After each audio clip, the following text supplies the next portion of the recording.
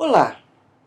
No módulo de hoje, vamos explorar o impacto potencial e percebido do novo coronavírus na saúde materna e como podemos fazer para melhorar a segurança do cuidado obstétrico e neonatal durante a pandemia.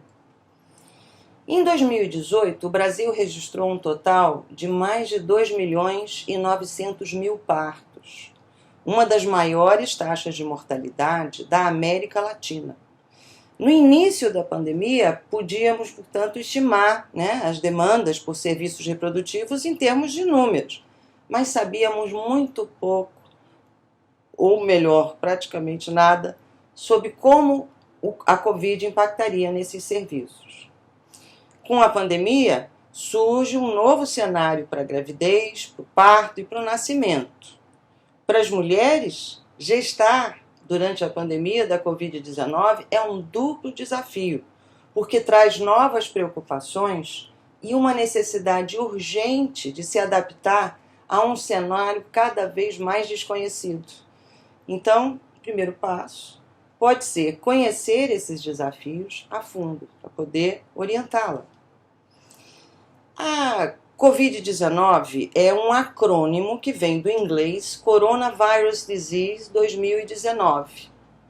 É uma doença infecciosa causada pelo SARS-CoV-2, associada à síndrome respiratória aguda grave. Caracteristicamente, a família dos coronavírus são responsáveis por infecções respiratórias em seres humanos e em alguns animais. Na maioria das vezes, a infecção causada pelo vírus dessa família em humanos é de intensidade bastante leve até moderada e se manifesta como um resfriado comum. Porém, o novo coronavírus, ou SARS-CoV-2, SARS vem do inglês também de Severe Acute Respiratory Syndrome, é quem causa esse surto da Covid-19, que foi inicialmente detectado em dezembro de 2019 em Wuhan, na China. Em fevereiro de 2020, a Organização Mundial de Saúde nomeou a doença então como Covid-19. Em 11 de março, a Organização Mundial de Saúde declarou a disseminação da Covid-19 como uma pandemia. E em 20 de março, o Ministério da Saúde do Brasil reconheceu o estado de transmissão comunitária em todo o território nacional.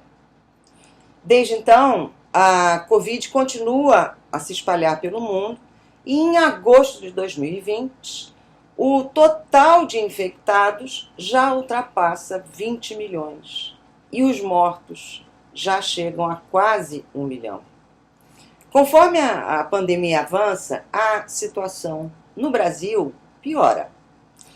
Muitas mortes decorrentes da Covid-19 não são devidamente contadas. Não adotamos uma política que seja eficaz na mitigação do vírus, como, por exemplo, testagem, identificação de contatos e isolamento.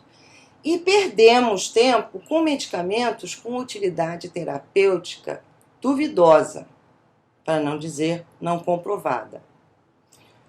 Contudo, a pandemia da Covid-19 levou muitos sistemas de saúde no mundo inteiro à beira do colapso, resultando em cuidados e serviços não urgentes sendo suspensos para dar lugar a milhares de pacientes acometidos pela Covid-19. No entanto, existem algumas áreas que não podem esperar, e uma delas é a saúde materna e neonatal. Limitações, demora no acesso desses serviços essenciais de saúde durante as pandemias se traduzem em aumento no número de mulheres e recém-nascidos que sofrem complicações ou morrem durante a gravidez, o parto e o período pós-natal. Profissionais de saúde que trabalham com a saúde materna e infantil devem permanecer vigilantes na identificação e mitigação das ameaças à saúde materna, à medida em que nossa obrigação é garantir que mães e crianças não sofram desnecessariamente com essa pandemia. Algumas das medidas sugeridas, nos protocolos da Organização Mundial de Saúde, do próprio Ministério da Saúde do Brasil e da FEBRASGO, da Federação Brasileira de Ginecologistas e Obstetras, sobre o novo coronavírus na gravidez, visam a redução da transmissão durante a assistência à mulher durante a gestação, no parto, no puerpério, no abortamento, por meio de prevenção e controle de infecção. Embora as evidências, robustas, inclusive, até agora, apontem para que as mulheres grávidas correm um risco muito menor do que os idosos ao contrair a Covid-19, e a grávida, como toda pessoa também, tem o mesmo risco de contágio como qualquer outra pessoa, a gestação por si só já promove, mudanças fisiológicas nos sistemas imunológico e cardiopulmonar, sendo que as grávidas são consideradas grupo de risco para a evolução em formas graves de doenças respiratórias outras, como, por exemplo, influenza H1N1. Além disso, estudos recentes encontraram sequelas preocupantes, específicas para as mulheres grávidas com infecções por Covid, como, por exemplo, lesão placentária e uma síndrome semelhante à pré-eclâmpsia grave, que é a HELP síndrome.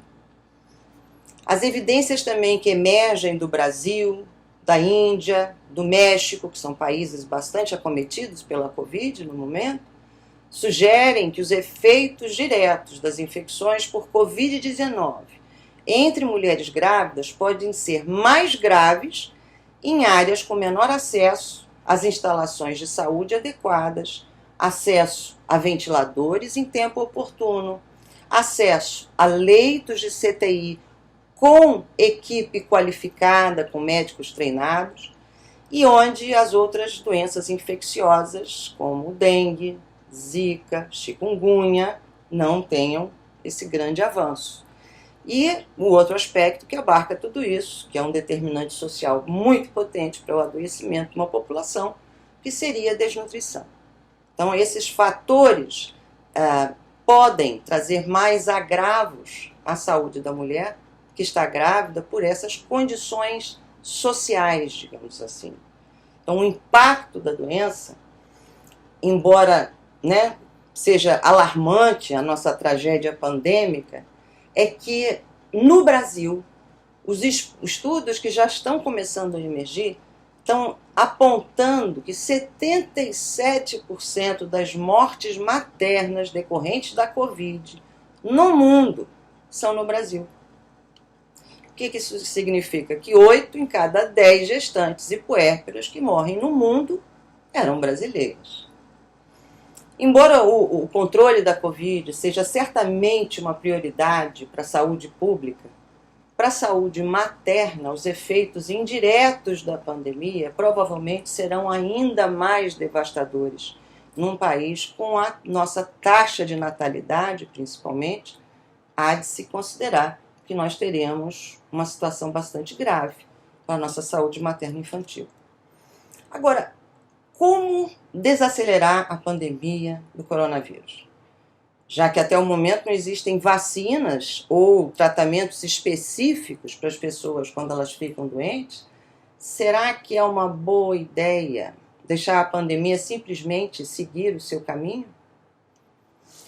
Vamos começar então fazendo um apanhado geral do que se sabe até agora em relação à transmissão da Covid-19.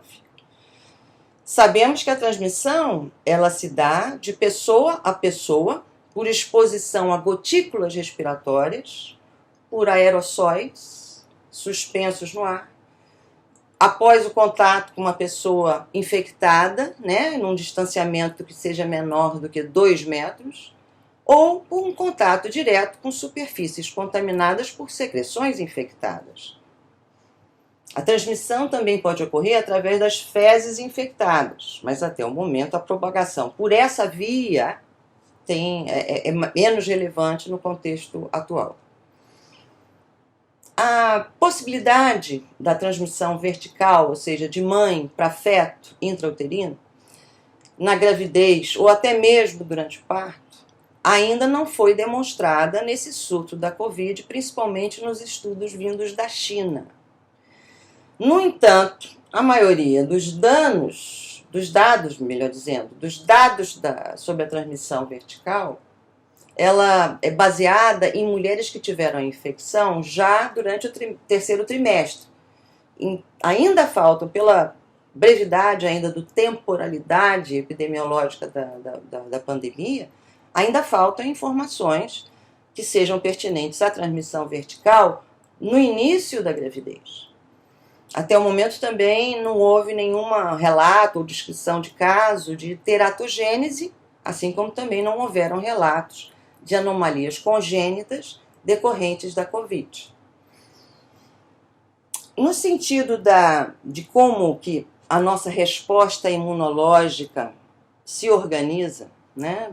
Vamos procurar fazer aqui uma breve síntese de como se dá a interação entre os coronavírus, né, que a família dos coronavírus são alguns subtipos, e os receptores que ativam todo o mecanismo imunológico em resposta à infecção. Então, embora as infecções pelo coronavírus da síndrome respiratória do Oriente Médio, né, que a gente chama de MERS, e por SARS também, tenham taxas de mortalidade mais altas do que a Covid-19, todos da mesma família, né, dos coronavírus, no caso da Covid-19, a disseminação de pessoa a pessoa, ela é mais bem sucedida e resulta num alto número de infecções e mortes no mundo inteiro. O principal modo, então, de transmissão da SARS-CoV-2 parece ser através da via respiratória, manifestando-se inicialmente como uma infecção de trato respiratório superior, e as pessoas infectadas, elas sofrem sintomas semelhantes ao de outras infecções do trato respiratório superior, influenza, por exemplo.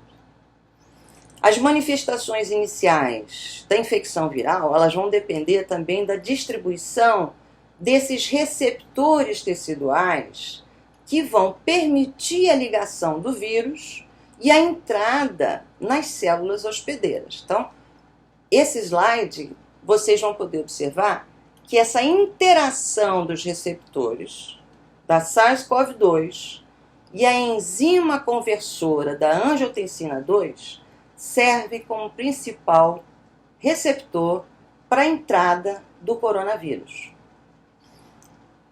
Essas prioridades, né, que a gente também está falando em termos de acompanhamento de como se dá o contágio e como se dá a infecção da Covid, é importante até para a gente poder ter uma compreensão melhor dos fatores também mitigantes.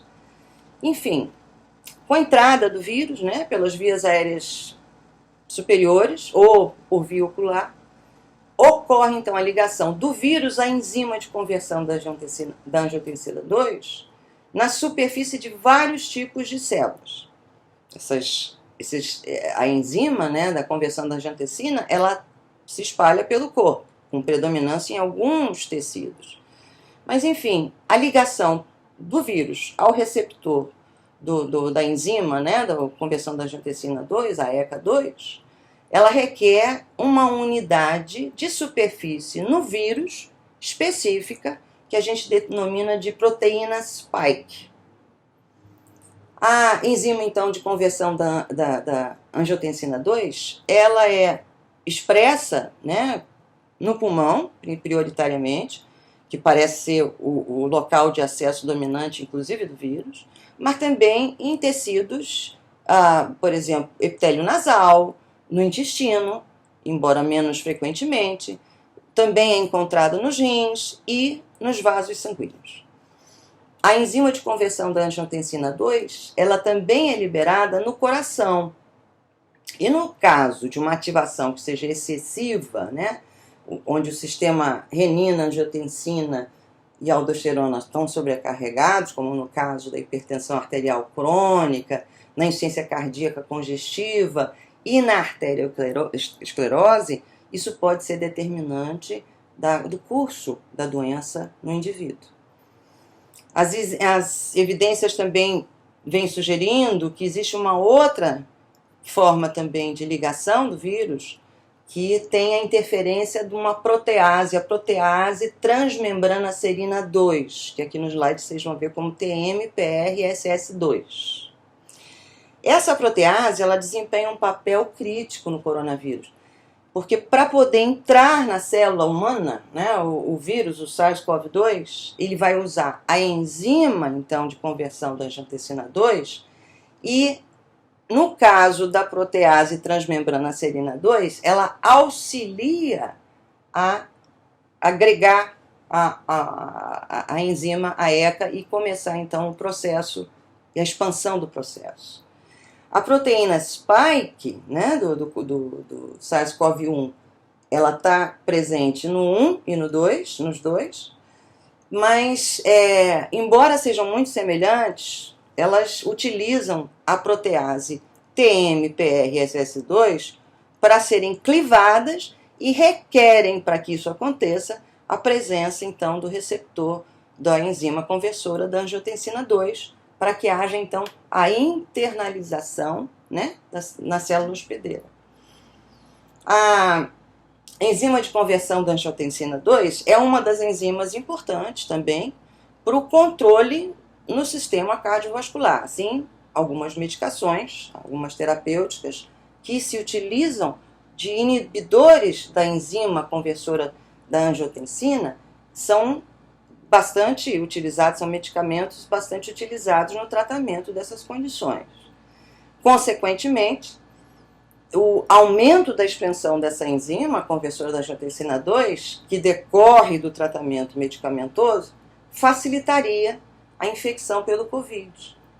Por isso, a hipótese é de que tratamento de doenças cardiovasculares, hipertensão arterial e diabetes, né, diabetes mellitus, com esses medicamentos inibidores da enzima conversora da angiotensina, elas poderiam, então, estimular o risco de desenvolver a Covid grave e fatal. Isso serve como um alerta, mas também como uma precaução, porque a gente não está querendo suspender a medicação para evitar o risco da Covid, mas são pacientes que são classificados como maior risco para desenvolver o Covid, então há de se ter atenção. A gravidade também da infecção pode ser influenciada pelo uso de alguns medicamentos anti-inflamatórios não hormonais, como o ibuprofeno, que também aumenta a expressão dos receptores da enzima conversora da angiotensina 2 e acabam facilitando a infecção também da coronavírus no organismo humano. Então, a resposta que nós temos no nosso corpo, ela precisa ser equilibrada, digamos assim, né? O nosso sistema imunológico, ele está lá para defender a gente de fatores patogênicos, né? Vírus, bactérias. Agora, a resposta imunológica ideal, ela é alcançada quando o patógeno, causador da doença, da infecção, é removido com razoável eficiência, evitando dano colateral para o hospedeiro. Esse equilíbrio imunológico é diferente entre homens e mulheres. Isso é uma particularidade interessante também de estudo, não só com a Covid, mas já vem sendo abordada há algum tempo, com pesquisas que vêm demonstrando que as mulheres desenvolvem respostas imunológicas mais fortes contra vírus, em geral, e apresentam uma imunidade mais bem elaborada também em resposta às vacinas.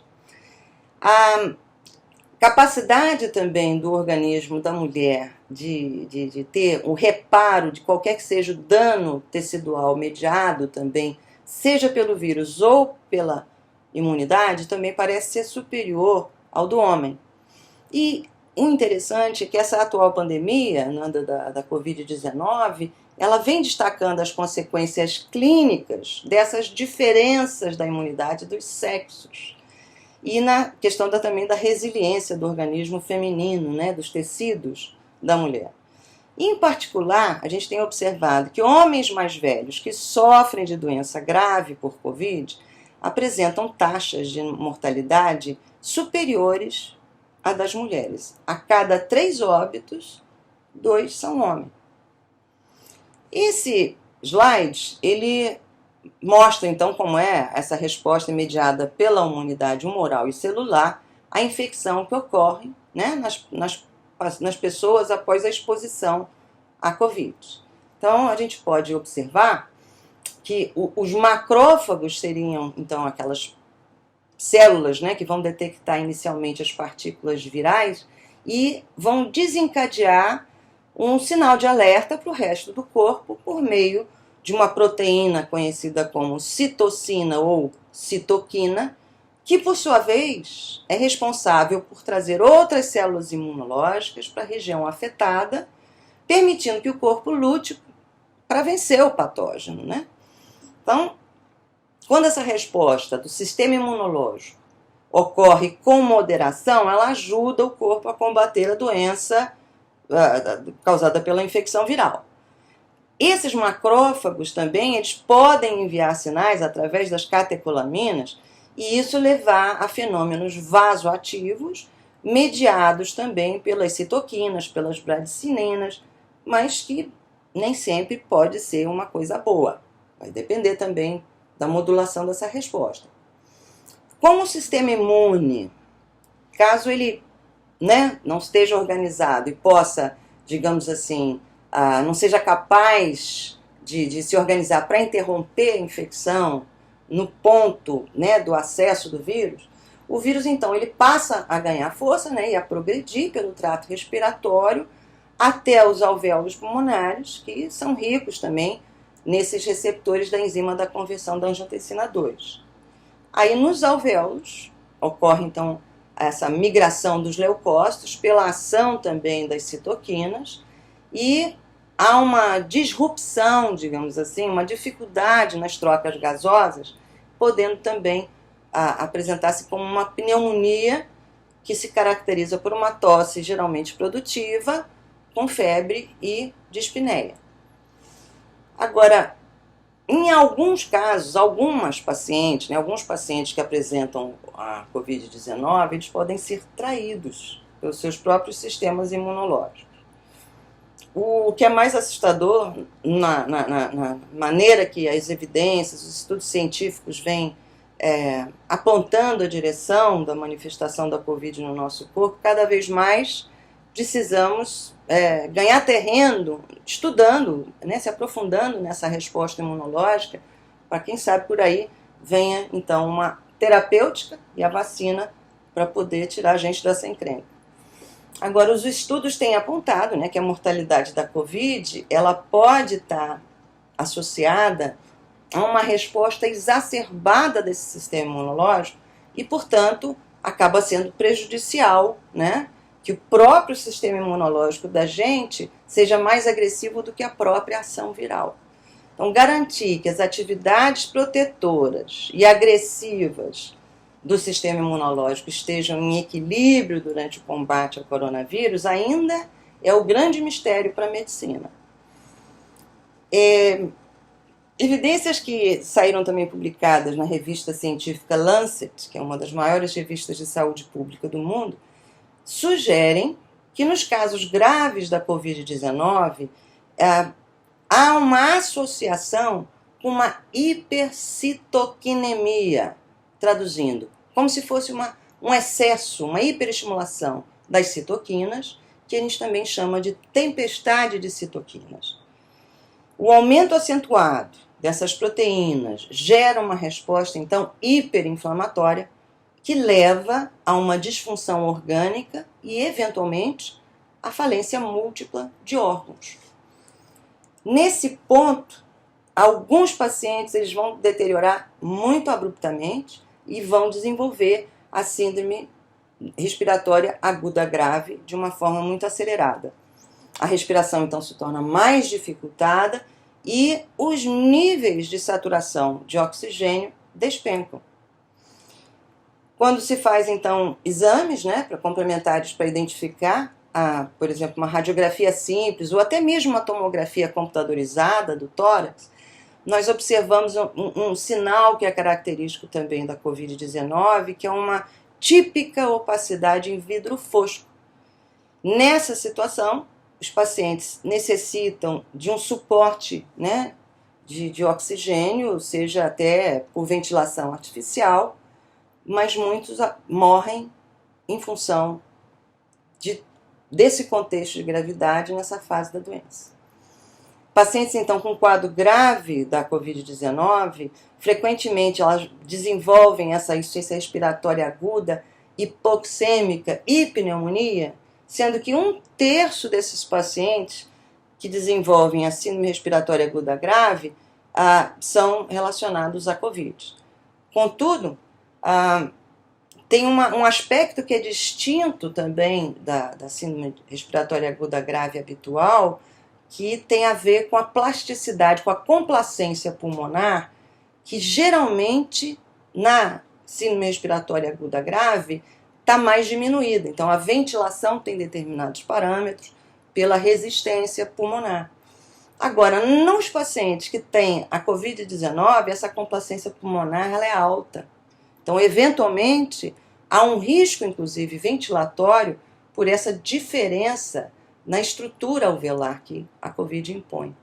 Então, é realmente fascinante esse grande desafio, um desafio talvez da nossa geração, o maior deles. A presença dessa pneumonia, então, em infiltrados bilaterais, com essas áreas de consolidação, que é um achado comum em aproximadamente metade dos pacientes sintomáticos com Covid leve e moderada. A identificação, então, de condições de risco relacionadas a quaisquer que sejam as complicações de uma síndrome gripal pela Covid, né, é importante a gente ter como uma ferramenta a detecção precoce, antes que se transforme, então, numa síndrome respiratória aguda grave, né, identificando esse quadro mais precocemente, bem como para tomada de decisões clínicas e, consequentemente, também a definição do tipo de leito de internação que vai ser necessário para essa paciente. A síndrome respiratória aguda grave, só para fazer um recapitulado, ela é definida pela presença de dispneia, né, ou pelos seguintes parâmetros de sinais de gravidade. Se houver uma saturação de oxigênio abaixo de 95% em ar ambiente, se houverem sinais de desconforto respiratório ou aumento da frequência respiratória, se houver uma piora nas condições clínicas da doença de base, que vem associada ou não, e hipotensão relacionada à pressão arterial habitual da paciente. Outras complicações também incluem, né, pneumonia grave e anormalidades cardiovasculares e eventos tromboembólicos, sepse e choque séptico. São complicações decorrentes da gravidade do quadro da Covid. Essas definições de fatores de risco para o agravamento, né, de uma síndrome gripal, né, evoluindo para um quadro de gravidade de uma síndrome respiratória aguda grave, elas compreendem tanto condições crônicas ou agravos do paciente, como características clínicas, né, os exames laboratoriais, no momento que o paciente chega ao serviço de saúde. Esse acompanhamento ele é dinâmico. E o reconhecimento da síndrome respiratória aguda grave acaba se tornando mais complexo pelos relatos científicos recentes de uma hipóxia silenciosa, uma situação que ela se caracteriza por sintomas ainda leves. Geralmente o paciente está no recolhimento domiciliar, no isolamento domiciliar, né, como recomendação da atenção básica, e observa que os sintomas, de repente, pelo grau de hipoxemia, avançam para uma fase muito grave e muito rapidamente. O que determina isso, nós ainda não compreendemos. Tá? Agora, segundo o Ministério da Saúde, as condições né, que se elencam como sendo de maior risco para pacientes que tenham Covid, são ilustradas nesse slide. Então, as condições, resumidamente, grávidas em qualquer idade gestacional, puérperas até 2 semanas após o parto, incluindo se tiveram ou não aborto ou perda fetal, adultos, né, de grupo de risco, que seriam os adultos acima de 60 anos, crianças com menos de 5 anos, sendo que o maior risco de hospitalização é em menores de 2 anos, especialmente menores de 6 meses, que tem também a maior taxa de mortalidade. Existe uma síndrome também multissistêmica para as crianças muito jovens em quadros graves. Pessoas também que sejam de população indígena, geralmente isolados, né, os aldeados, ou que tenham dificuldade de acesso a algum serviço de saúde de forma pronta e rápida. Indivíduos com menores também de 19 anos de idade em uso prolongado de ácido acetil salicílico, né, com o risco de síndrome de Reye, e se o indivíduo apresentar quaisquer uma dessas patologias listadas aqui, né, pneumopatia, incluindo a asma, tuberculose, doenças cardiovasculares, incluindo a hipertensão, nefropatia, hepatopatia, doenças hematológicas, destaque aqui para anemia falciforme, distúrbios metabólicos, né, o principal aqui o diabetes, transtornos neurológicos do desenvolvimento, que pode aumentar o risco de aspiração broncopulmonar. Então, pacientes que têm alguma disfunção cognitiva, lesão medular, epilepsia, paralisia cerebral, síndrome de Down, acidente vascular encefálico ou doenças neuromusculares diversas. Pacientes também com imunossupressão, né, associada a medicamentos, corticoide, quimioterápicos, inibidores da TNF-alfa, neoplasias, pacientes com HIV/AIDS ou outras doenças também imunossupressoras. E a obesidade, especificamente a obesidade. Obesidade com pessoas com índice de massa corporal acima de 40, em adultos, apresentam quadros que são bastante dramáticos, bastante sérios, inclusive. Na ausência desses fatores, que constitui, então, a gente considera uma situação de baixo risco, e a presença de um desses fatores que a gente mencionou seria, então, considerada uma situação de alto risco. Na literatura científica sobre a Covid-19, o foco é nessas apresentações clínicas da doença e tem mostrado cada vez mais, né, que a gente lida com uma doença efetivamente sistêmica. Ela é uma doença respiratória grave, mas ela também é uma doença sistêmica, porque ela não vai atingir só o aparelho respiratório. Ela atinge rins, ela atinge o sistema cardiovascular, ela atinge o sistema nervoso central, ela afeta o sistema de coagulação, entre outras várias complexidades de outros sistemas. Então, a base que a gente fala desses acometimentos é uma potente síndrome inflamatória, né, que provoca sintomas e sinais em diversos aparelhos e sistemas do corpo humano. Essa questão né, da característica inflamatória, dessa hiperprodução de citoquinas, é uma reação precoce do organismo em reação à inflamação que resulta, né, da entrada do vírus. E como a gente mencionou da tempestade das citoquinas, né, a presença dessa hiperreação inflamatória, ela leva a um risco aumentado de uma hiperpermeabilidade também vascular, a possibilidade de falência de múltiplos órgãos e, finalmente, a morte. Essas altas concentrações, então, de citoquinas, conforme a gravidade do caso vai se atenuando ao longo da evolução clínica da paciente, aqueles que conseguem vencer tendem a voltar com possivelmente sintomas residuais que a gente ainda está acompanhando para ver o desfecho e programar, inclusive, cuidados que venham a seguir, né? Então, essa compreensão de toda essa patogenicidade permite a nós, profissionais de saúde, que estamos envolvidos no cuidado e também no raciocínio clínico mais abrangente, para que a gente possa se sentir mais encorajado a enfrentar, né, esse grande desafio que vem sendo a epidemia, a nossa pandemia de 2020.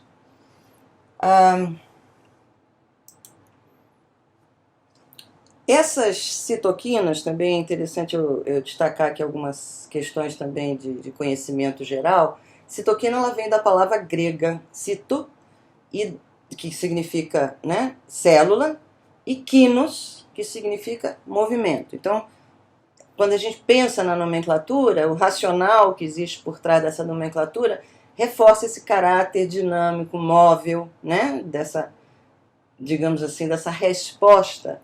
E essa designação, essa classificação como citoquina, vem de fato baseada por serem moléculas também muito pequenas, mas que têm uma potente mobilidade nos fluidos corporais, e essa habilidade, então, de recrutar diferentes células do sistema imune para elas atuarem em conjunto.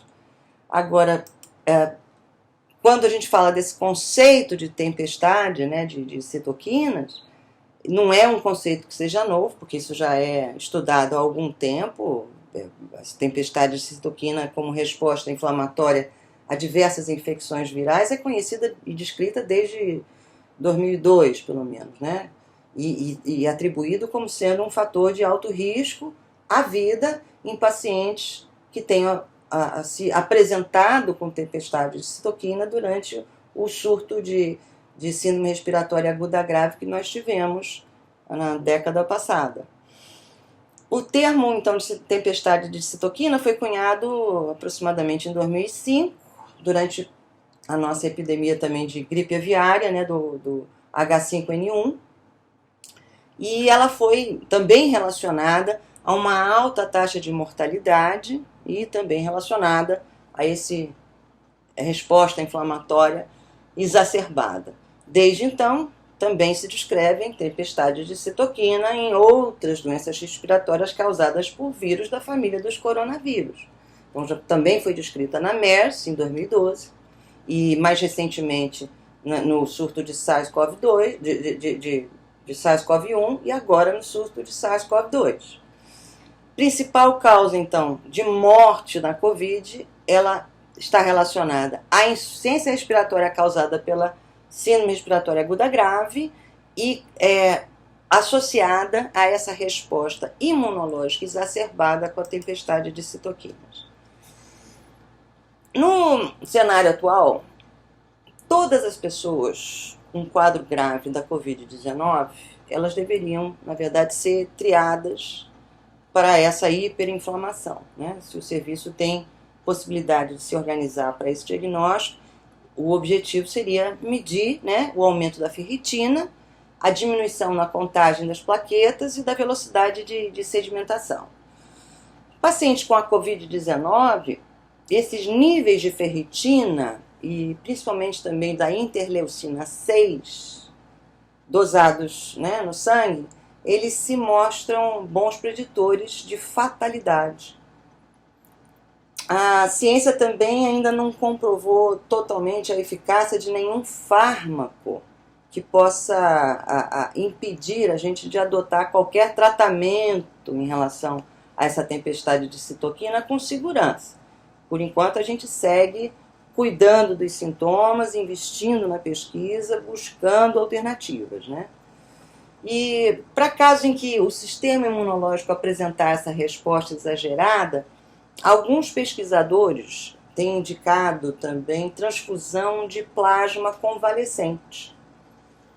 Essa é uma estratégia que tem história, né? Ela é antiga, mas até o momento transferir os anticorpos de pacientes já curados da Covid pode ser perigoso, não se mostrou ainda eficaz. A pergunta, na verdade, é: será que eles são verdadeiramente protetores? Essa é o nosso drama do enfrentamento à Covid. Então, como podemos ver, A família, né, dos coronavírus, eles ativam essa resposta imune de uma forma excessiva, desregulada, muitas vezes nociva ao hospedeiro. E essas respostas, elas podem contribuir para o desenvolvimento, então, da síndrome respiratória aguda grave. Tá? O vírus, provavelmente, em concurso também com a resposta imune a ele, pode causar danos em outros órgãos, associado também às situações mais críticas da evolução do quadro da paciente. Então, definição como uma síndrome sistêmica, né, que acomete diversos órgãos e causando danos no fígado, rins, intestino, sistema nervoso central, olhos, né, relatos inclusive de ocorrência de situações de eventos cardíacos bastante sérios, pessoas né, tendo infarto do nada, vai lá testar o Covid e eventualmente a gente vai ter um diagnóstico positivo. Essas manifestações clínicas, e que são variadas, né, acometem muitos sistemas, elas podem ser desde totalmente assintomáticas, né, que a grande maioria, graças a Deus, em torno de 89%, 90% dos infectados é assintomático.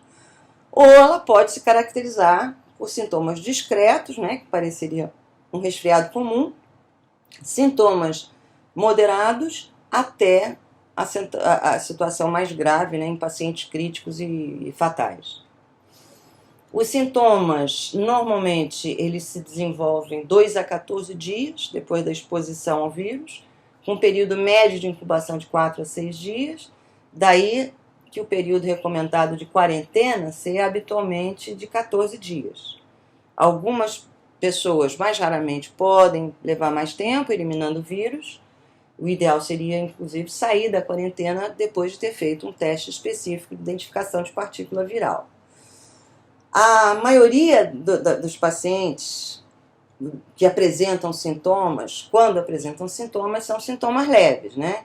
Agora, 20% dos pacientes com sintomas podem desenvolver a doença grave. Esse é o nosso grande problema para o nosso sistema de saúde, porque o coronavírus, além de causar tantos danos biológicos e devastações, digamos assim, no nosso sistema de resposta imune, também é uma doença muito grave para os sistemas de saúde que não estejam preparados para receber um influxo tão grande de pessoas ao mesmo tempo, né? Então, o colapso do sistema de saúde se dá muito em função disso. Ainda que esses números possam variar, né, nas diferentes populações afetadas, nos dados que nós temos até hoje e que foram disponibilizados pelo Centro Chinês de Controle e Prevenção de Doenças, que informam a gente, 81% desses pacientes que tiveram manifestações clínicas tiveram a forma leve. 14% apresentaram as formas graves, incluindo aí a hipóxia, né? 5% desses pacientes que tiveram a manifestação grave evoluem para as situações críticas, demandando leitos de CTI pela insuficiência respiratória, pela disfunção multiorgânica, né, e choque, e aproximadamente 2,3% dos casos na China evoluíram para o óbito. Mas, em geral, os sintomas dos pacientes, né, com Covid são febre baixa, uma febre em torno de 37,8, não é grande febre, tosse, eventualmente seca, podendo ser produtiva quando vem associada a pneumonia, dispneia, mialgia, fadiga. E o sintoma que, embora nesse quadro da diretriz de diagnóstico e tratamento da Covid do Ministério da Saúde coloque como sintoma menos comum, a anosmia ou alteração, né, na capacidade de sentir odores, ela se mostra como um sintoma patognomônico da Covid. É bastante frequente a associação de anosmia, testou positivo para a Covid. Outros sintomas também que são menos comuns, então a congestão da conjuntiva, a anorexia, a tosse produtiva, enfim, sintomas mais genéricos e que são frequentes em quadros virais, né? Pacientes ambulatoriais, então, com esses sintomas gripais, né, que seriam os sintomas mais leves, o acompanhamento deve ser considerado sempre com aquela triagem clínica para identificar a possibilidade de ser a COVID, e a maior parte dos pacientes que são acompanhados com esses sintomas gripais leves tem uma evolução bastante satisfatória desses sintomas. O curso da doença, ela em torno de 16 dias, né, após esse período curto de incubação dos casos leves, nos casos moderados ele pode durar um pouco mais, né? E no caso dos casos moderados, caso esse períodozinho de permanência da doença seja mais prolongado, há o risco também de um desfecho mais grave ou até mesmo fatal. Então, os cenários clínicos, né, que eventualmente a gente vai observar e que é importante a gente ter como padrão, é que esse período de incubação é em torno de 2 a 14 dias, uma média de 5 a 6 dias após a infecção. Nos casos leves, o curso da doença, em geral, 2 semanas.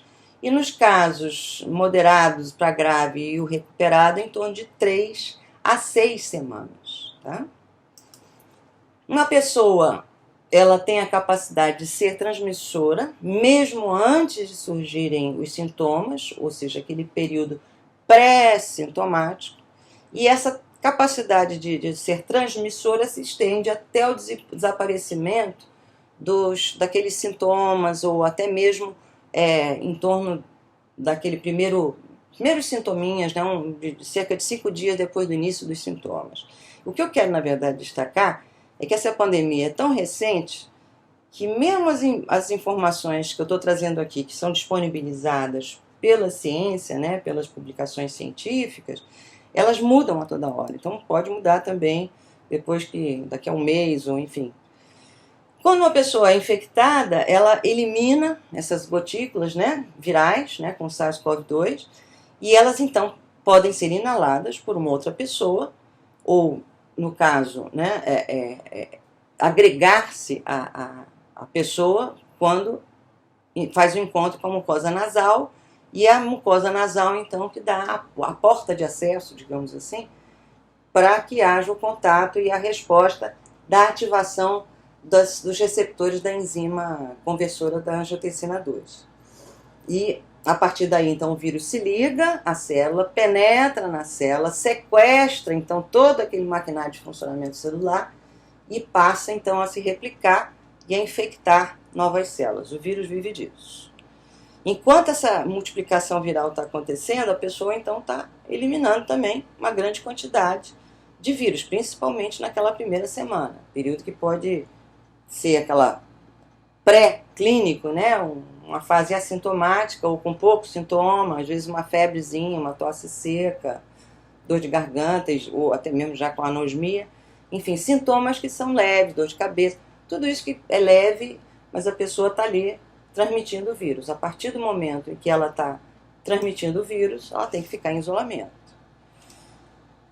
Esse slide, né, que a gente está vendo aí agora, ele descreve os testes diagnósticos que atualmente estão disponíveis para detectar a COVID-19, ou a resposta imunológica que é induzida também pela COVID. Particularmente, os mecanismos, né, pelos quais esses testes funcionam se dão dessas duas maneiras. A análise de comparação entre o desempenho desses testes, ela acaba sendo bastante útil e a gente usa muito para poder selecionar qual é o teste mais apropriado para determinada aplicação daquele paciente para o diagnóstico, né? Então, por exemplo, se você está fazendo um estudo epidemiológico, né, para observar a pandemia, triando população, o ideal seria que você pudesse fazer um teste sorológico, né? Os testes rápidos, inclusive, são direcionados para isso, tem essa finalidade. No caso de pacientes sintomáticos, né, o ideal seria você ter uma confirmação do quadro agudo e, até o momento, o que vigora são os testes de identificação de partículas virais, né, o RT-PCR, quando a pessoa está admitida em hospitais. Existe também a possibilidade de testes domiciliares, alguns gestores têm se organizado também para poder fazer aqueles drive-thru e testes domiciliares em determinados locais também de atendimento comunitário. Doentes que tenham uma carga viral maior podem ter também uma probabilidade de um teste positivo maior, né? A chance de ter um teste positivo é a quantidade de carga viral que está sendo eliminada. Entretanto, existem algumas condições, que nem tudo é um paraíso para o diagnóstico da Covid, mas tem condições em que a Covid-19 não é encontrada ou dá um teste com resultado negativo, mas com uma pessoa, um paciente que tem bastante sintoma indicativo de Covid. Então, esses testes falso negativos, que são testes que também fazem parte da avaliação da acurácia, né, a gente identificar os testes falsos negativos, eles acabam sendo perigosos porque determinam um ritmo, uma conduta terapêutica, muitas vezes, que é diversa e que não é adequada, né? Então, o cuidado que a gente tem com o teste, e nesse módulo eu estou querendo também trazer e pontuar, destacando, né, quais os testes ideais, em que momento, em que situação, mas o importante é destacar que o gold standard para o diagnóstico é a identificação da partícula viral através do RT-PCR. Esse RT-PCR, a falha, muitas vezes, do resultado como falso negativo tem a ver com a coleta, o treinamento do profissional que vai coletar o material, ou com a qualidade do material onde é feita a coleta, ou até o próprio laboratório quando vai examinar. Então, a maneira da coleta é muito importante que seja adequada. Já os testes para identificação do anticorpo já são mais simples e tem, né, dentro de uma resposta imunológica e do período também que a gente chama de janela imunológica para haver a detecção da identificação do IgG e do IgM sorológicos, são testes que têm uma, digamos assim, uma acurácia um pouco maior, mas em algumas situações nós estamos observando também já que eles também podem ser falsos negativos. E, embora não haja uma resposta humoral, né, com a produção de IgA, IgG, IgM, existe uma resposta que é celular, que é através desse parâmetro de imunidade celular que muitas pesquisas também estão sendo desenvolvidas para identificar uma vacina também, né? Não só a vacina, mas também algumas terapêuticas. Ou seja, é todo um conjunto da obra, né, para o diagnóstico clínico, laboratorial, que a gente ainda busca uma qualidade que seja adequada para a gente ter confiança. Então, esses testes de diagnóstico, eles são a ferramenta que nós temos para tentar frear, né, essa pandemia. É uma ferramenta essencial para rastrear, identificar os casos e poder tomar a conduta mais adequada. Então, o padrão ouro, volto a destacar, é o diagnóstico laboratorial usando a reação de transcriptase reversa, né, seguida de reação em cadeia de polimerase, que é o RT-PCR, por amostras coletadas no trato respiratório superior e no trato respiratório inferior. Pode ser também coletado em casos de pacientes que manifestem dor abdominal, também pode ser coletado na ampola retal. A produção, então, dos anticorpos pelo hospedeiro para o vírus da Covid, durante a infecção na fase aguda, ela é consistente na maioria dos pacientes, exceto nos casos em que hajam imunodeficiências diversas, né? Então, após a infecção da Covid-19, o antígeno estimula o sistema imunológico a produzir uma resposta imunológica e os anticorpos correspondentes, então, vão aparecer no sangue. Entre eles, o IgM, na fase aguda, né, mais precocemente, e depois, na sequência, gera também um teste positivo para IgG. Então, na fase aguda, naqueles 3 a 5 dias após, embora o IgM não seja de maior confiabilidade, mas é esperado que venha se elevar, seja no exame sorológico, seja no teste rápido, após 3 a 5 dias da manifestação dos sintomas. Em seguida, né, como reação imunológica normal, o IgM vai diminuir, o IgG passa então a vigorar, ele aumenta rapidamente.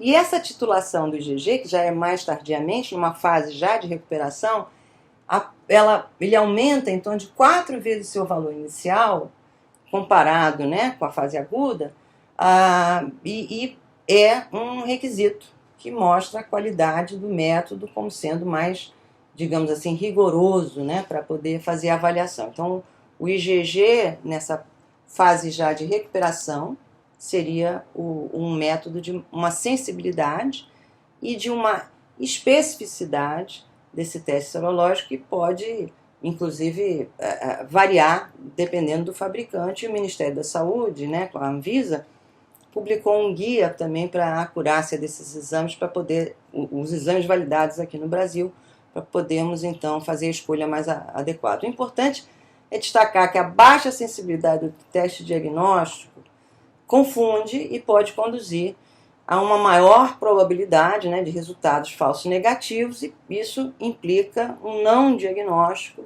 dos indivíduos, principalmente aqueles que são assintomáticos, né? Uma vez que essa sorologia para o IgG pode ser medida facilmente, isso é o que convencionalmente tem sido usado no Brasil, né, como uma resposta para avaliar essa resposta do indivíduo. Porém, esse teste ele traz uma imagem que ela não é muito completa, porque já mostra a resposta imune, ou seja, não mostra a doença acontecendo para que nós possamos mitigar a transmissão do vírus. Então, a gente não mede aquelas coisas importantes na hora certa. Isso é que é o preocupante de não saber escolher o teste certo na hora certa. Em resumo, a gente tem essas duas categorias de teste, a parte que a gente avalia, né, a presença do vírus, do SARS-CoV-2, esse sim que é o teste útil para acompanhar uma pandemia, e os exames sorológicos para identificar o diagnóstico de ter tido a doença Covid, quer dizer, meio que olhando para trás pelo retrovisor. E uma breve apresentação também da metodologia dos testes rápidos, né, o que é o teste rápido? É uma pesquisa do anticorpo também, mas usando um método de imunocromatografia. Então, a gente pega o sangue, né, ou mesmo o soro, o plasma, e coloca no aparelhinho ali que vai fazer aquele métodozinho manual ali em coisa de 10, 30 minutos no máximo. Por isso que o nome do teste é rápido. No momento, a gente tem relato de deficiência no desempenho de teste desse tipo. Então, para uso de diagnóstico não se presta, e até mesmo para poder fazer uma confrontação em termos de se houve a doença, a confiabilidade maior ainda é o teste sorológico, não rápido, tá? Mas a disponibilidade do teste rápido ela é grande, ela existe Brasil afora. Então, a gente não pode ainda afirmar com segurança que esses anticorpos que estão sendo formados na defesa para poder encarar como se fosse assim, um passaporte de imunidade, se basear no teste rápido, principalmente para conferir a alguém a certeza de que não vai ter uma infecção, uma reinfecção, porque a gente ainda não tem certeza de quanto tempo dura a imunidade de pacientes que tiveram a Covid. A gente tem uma possibilidade de que dure 3 meses. Além de 3 meses, é uma área de muita incerteza. Então, não dá para confirmar e não dá para afirmar, tá? O RT-PCR, então, é aquele exame que enfia o suave lá dentro do nariz, tem toda uma coleta, uma maneira adequada de fazer essa coleta, e ela deve ser colhida na fase aguda da doença, idealmente do 3º ao 5º dia, no máximo 6º dia do aparecimento dos sintomas, para que a gente tenha confiança no diagnóstico também pelo RT-PCR. Depois disso, a partícula viral ela tende a ficar muito menor, né? O vírus é menos eliminado e a sensibilidade do teste já não captura o diagnóstico do jeito que deve ser. Então, resumindo, o teste perfeito ainda não temos, né? A maior confiabilidade ainda é a gente ter a segurança de fazer as medidas de prevenção. Então, a gente poder lavar as mãos, manter o distanciamento social, né? procurar usar máscara em locais públicos. Isso aqui ainda é a medida mais segura para a gente poder acompanhar situações de Covid. Nesse módulo, eu queria reforçar primeiro esse aspecto de como que acontece a transmissão da doença, destacar também as reações, né, imunológicas que a gente desenvolve e a fisiopatologia, digamos assim, ou pelo menos uma pincelada da fisiopatologia da Covid no nosso corpo. No próximo módulo, na parte 2, na verdade, deste módulo, nós vamos conversar mais especificamente sobre o impacto da Covid na gravidez e como nós podemos fazer para proteger, então, mulheres e bebês.